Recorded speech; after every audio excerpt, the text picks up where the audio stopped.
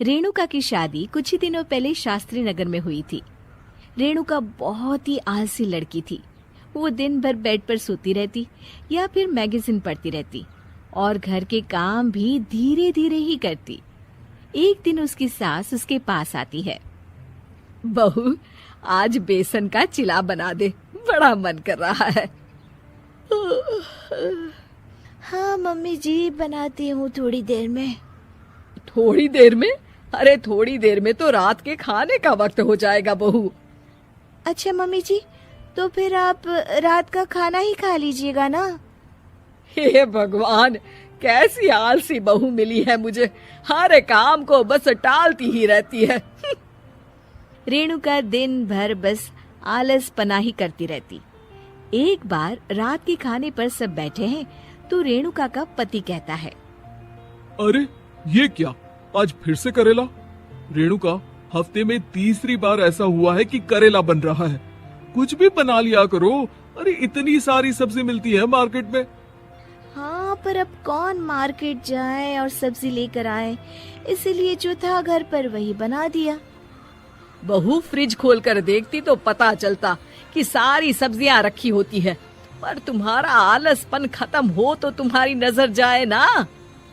विशाल कमरे में आकर रेणुका से पूछता है, रेणुका, मैंने कहा था तुमसे कि मेरे लिए रुमाल ले आना।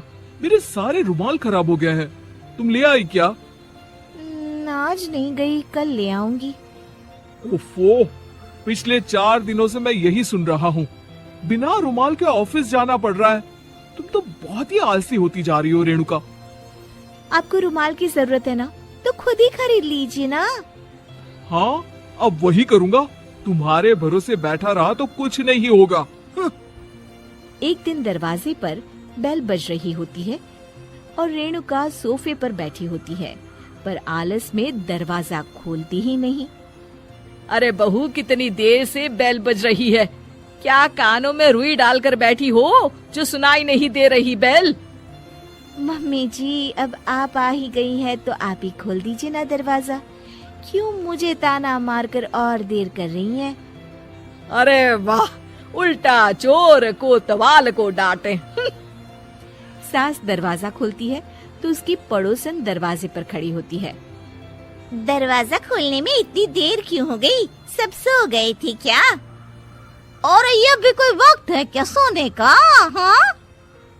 अरे नहीं नहीं, ऐसी कोई बात नहीं है। आइए आइए, आप लोग अंदर आइए। ओफो, इन सबको भी अभी आना था। अब मम्मी जी लगा देंगी मेरी ड्यूटी किचन में। बहू, पकोड़े तल दे। बहू, चाय बना दे। अरे बहू, सो गई क्या? कब से आवाज दे रही हूँ। जा, चाय बना कर लिया।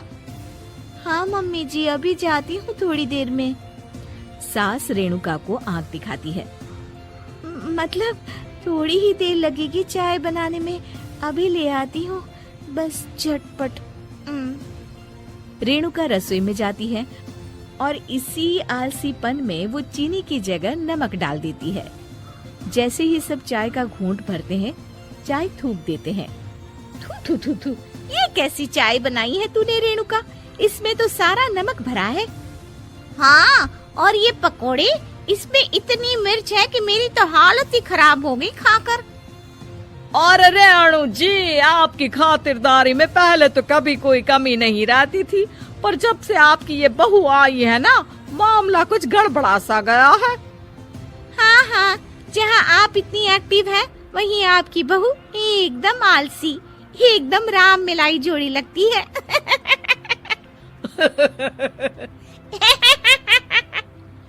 अच्छा जी, चलते हैं अब। नमक वाली चाय पिलाने के लिए बहुत बहुत शुक्रिया। सब वहाँ से चले जाते हैं। अरे तूने तो मेरी नाक ही कटा दी बहू। वे लोग क्या सोच रहे होंगे मेरे बारे में? मम्मी जी, मैंने तो शक्कर ही डाली थी, पता नहीं नमक कैसे बन गई शक्कर।